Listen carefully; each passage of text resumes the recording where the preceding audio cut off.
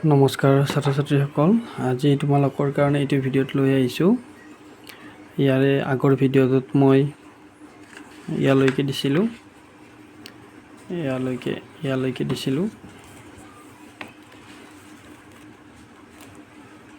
আগৰ ভিডিঅ'টোত মই ইয়ালৈকে দিছিলোঁ। আজি পৃষ্ঠা নম্বৰ ৩৬, এইটো ৩৫লৈকে মই দিছিলোঁ। আজি ৩৬টো মই কৰাই দিম। ৩৬, ৩৭ যিমানখিনি পাৰোঁ কৰাই দিম। এইটো ভিডিঅ'ত আছে তলৰ প্ৰতিটো ক্ষেত্ৰত এককবোৰ অনুমান কৰা আৰু কোনটো একক কাৰ হ'ব পাৰে ৰাইট চিন দিব দিছে। এতিয়া চোৱা, এখন ৰুমালখনটো খুব বৰ বেছি ডাঙৰ নহয়, গতিকে এইটো চেণ্টিমিটাৰ, বৰ্গমিটাৰ নে কিলোমিটাৰ হ'ব? তো চেণ্টিমিটাৰে হ'ব। একেবাৰে সৰুটো আমি চেণ্টিমিটাৰ, অকণমান ডাঙৰ হ'লে আমি মিটাৰ, আৰু কিলোমিটাৰটো বহুত ডাঙৰ। এতিয়া যদি তোমালোকে ঘৰৰ পৰা স্কুললৈ যোৱা, তেতিয়াহ'লে কিছুমানৰ 1 কিলোমিটাৰ হয়, কিছুমানৰ 2 কিলোমিটাৰ হয়। গতিকে চেণ্টিমিটাৰ হ'লে তোমালোকৰ জ্যামিতি বক্সত থকা স্কেল পাত, সৰু স্কেলডাল 15 চেণ্টিমিটাৰ থাকে আৰু ডাঙৰ স্কেল পাত 30 চেণ্টিমিটাৰ থাকে। ডাঙৰ স্কেল যদি আমি 3ডাল লগাই দিওঁ, 30 চেণ্টিমিটাৰকৈ 90 হ'ব, আৰু 10 চেণ্টিমিটাৰ দিলে 100, মুঠতে 100 চেণ্টিমিটাৰত 1 মিটাৰ হয়। আৰু সেনেকুৱা মিটাৰ যদি আমি 1000টা দিওঁ, 1000টা দিলে কিলোমিটাৰ হয়। গতিকে কিলোমিটাৰ চবতকৈ ডাঙৰ, বৰ্গমিটাৰ অকণমান কিলোমিটাৰতকৈ সৰু। বা তোমালোকে ভৰিৰে যদি তোমালোকে ডেংকাৰি যোৱা, এখন ভৰি আগুৱাই দিয়া, বা তোমালোকৰ ভৰিখন যিমান দীঘল হ'ব সেইখনৰ সমানেই হ'ব 1 বৰ্গমিটাৰ, আৰু চেণ্টিমিটাৰ হ'ব তোমালোকৰ এটা আঙুলিৰ জোখৰ সমান 1 চেণ্টিমিটাৰ। গতিকে ৰুমালখনৰ কালিটো কি হ'ব? চেণ্টিমিটাৰেই হ'ব, সেইকাৰণে এইটো ৰাইট চিন দিছে। অসমৰ মাটিকালি কিমান? অসমৰ মাটিকালিটো বহুত আছে, গতিকে এইটো বৰ্গ কিলোমিটাৰত যাব অসমৰ মাটিকালিটো, গতিকে ইয়াতে ৰাইট চিন দিছোঁ। পথাৰ এখনৰ কালিটো কি হ'ব? পথাৰ এখনৰ কালি সাধাৰণতে কিছুমান ডাঙৰ পথাৰো থাকে, এইটো তোমালোকে গোটেই পথাৰখন যদি ধৰা যায়, তেতিয়াহ'লে আমি বৰ্গ কিলোমিটাৰো দিব পাৰোঁ বা বৰ্গ মিটাৰতো আমি দিব পাৰোঁ। এইটো আমি বৰ্গ মিটাৰেই দিলোঁ সাধাৰণতে। লুডু এখনৰ কালি কিমান হ'ব? লুডু এখনটো চেণ্টিমিটাৰতে হ'ব, লুডুখন 1 মিটাৰতকৈ সৰু থাকে, গতিকে এইটো চেণ্টিমিটাৰ হ'ব। ঘৰৰ মজিয়া এখনৰ কালি কিমান হ'ব? বৰ্গ মিটাৰত হ'ব। ফুলনি এখনৰ কালি কিমান হ'ব? এইটো বৰ্গ মিটাৰ হ'ব, ফুলনিখনটো ইমান ডাঙৰ নাথাকে। কাজিৰঙা অভয়াৰণ্যখন কি হ'ব? বৰ্গ মিটাৰত হ'ব। আৰু ব্লেকবৰ্ডৰ কালি কিমান হ'ব? তোমালোকে বৰ্গ মিটাৰতো ল'ব পাৰা, চেণ্টিমিটাৰতো ল'ব পাৰা। ব্লেকবৰ্ডখন বৰ্গ মিটাৰতো থাকে, চেণ্টিমিটাৰতো ল'ব পাৰা, গতিকে আমি বৰ্গ মিটাৰতে লৈ লওঁ। এতিয়া ইয়াতে চোৱা, তলৰ চিত্ৰসমূহৰ কালি উলিয়াব দিছে। তো কালি উলিয়াওঁতে আমিতো পাইছিলোঁৱে সূত্ৰটো, এইটো এটা আয়ত হয়, মানে আয়ত হ'লে কি হয়, এটা প্ৰস্থটো সৰু থাকে আৰু দিশটো ডাঙৰ থাকে। গতিকে আমাৰ কি আছিলে কালিৰ সূত্ৰটো? দিশ পূৰণ প্ৰস্থ। তো ইয়াতে দিশ কিমান আছে? 8 আছে, তো আমি 8 লিখিলোঁ, পূৰণ প্ৰস্থ কিমান আছে? 5 আছে। আৰু ইয়াতে বৰ্গ একক আহিব, বৰ্গ এককটো কি আছে ইয়াতে? চেণ্টিমিটাৰ আছে, গতিকে ইয়াতে হ'ব চেণ্টিমিটাৰ। এতিয়া 8 আৰু 5 পূৰণ কৰিলে কিমান হ'ব? 8 × 5 = 40 বৰ্গ চেণ্টিমিটাৰ। ঠিক তেনেকৈ এইটোও কৰিব লাগিব এনেকৈ। এইটো এটা আয়তে হয়, এইফালে 3 আছে, এইফালে 9 আছে, এটা ছাইড দীঘল আছে আৰু এটা ছাইড চুটি আছে, গতিকে এইটো আয়তে হ'ব। গতিকে আয়তৰ সূত্ৰটো আছিলে দিশ পূৰণ প্ৰস্থ। দিশ আছে কিমান? 9 আছে, পূৰণ প্ৰস্থ কিমান আছে? 3 আছে। ইয়াতে বৰ্গ চেণ্টিমিটাৰ হ'ব। 9 × 3 কিমান হ'ব? 27 হ'ব, 27 বৰ্গ চেণ্টিমিটাৰ। তেনেকুৱাকৈ হ'ব।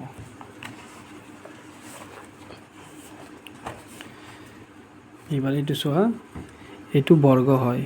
এইটো বৰ্গ কিয় হয় চোৱা, চাৰিওফালে সমান আছে, ইফালেও 3, ইফালেও 3, ইফালেও 3, ইফালেও 3। তো বৰ্গৰ সূত্ৰটো আছিলে বাহু পূৰণ বাহু। তো বাহু, এটা বাহু কিমান আছে 3, আৰু আনটো বাহু 3 আছে, এইটোও 3, এইটোও 3। তো আমি দুটা ল'লে হ'ল, গোটেইকেইটা ল'ব নালাগে, কালি উলিয়ালে। তো ইয়াতে বৰ্গ আৰু এককটো হ'ব চেণ্টিমিটাৰত আছে গোটেইকেইটা, গতিকে আমি কি লিখিম, চেমি লিখিম। ইয়াতে 3 3 গুণ 9 হ'ব, 9 বৰ্গ চেণ্টিমিটাৰ। এইটোও চোৱা বৰ্গ আছে, ইফালেও 4, ইফালেও 4, ইফালেও 4, ইফালেও 4, গতিকে গোটেইকেইটা এইটো বৰ্গই হ'ব, গোটেইকেইটা সমান যিহেতু। তো ইয়াতো আমি লিখিম বাহু পূৰণ বাহু।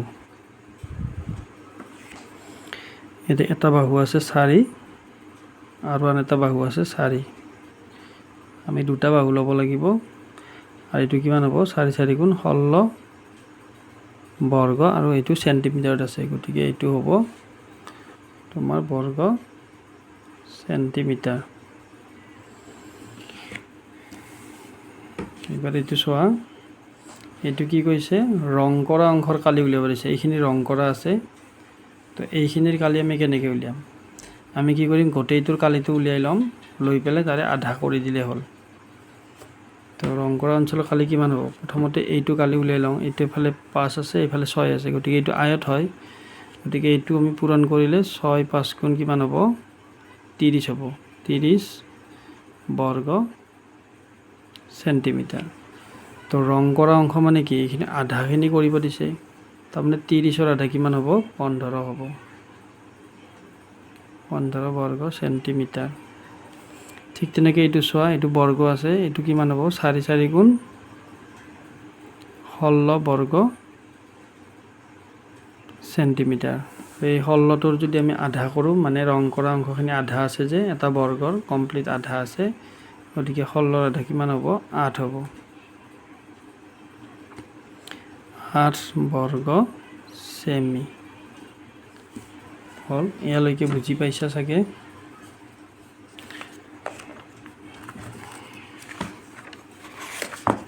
তাৰপিছত তোমালোকৰ আছে পৰিসীমা। পৰিসীমা মানে হ'ল তোমাৰ গোটেইকেইটা কি কৰিব লাগে, যোগ কৰিব লাগিব, এইটো এইটো এইটো এইটো এইটো এইটো এইটো এইটো গোটেইকেইটা যোগ কৰিব লাগিব। তো এইকেইটা জোখ দিয়া নাই, চোৱা, এইটো জোখ দিয়া নাই, এইটো জোখ দিয়া নাই। তো আমি কি কৰি ল'ম, জোখটো উলিয়াই ল'ব লাগিব। এইডাল যদি 4 হয়, তেতিয়াহ'লে এইফালেও কিমান হ'ব, 4 হ'ব, এইটো আমি 4 বুলি লিখি ল'ম। আচ্ছা, এইডাল জোখ দিয়া নাই, তো এইডালৰ লগত মিলে, তো গতিকে এইটো 3 হ'ব। এতিয়া গোটেইকেইটা যোগ কৰিলে কি হ'ব, গোটেইকেইটা যোগ কৰি চোৱা, গোটেইকেইটা যোগ কৰি চাওঁ আমি,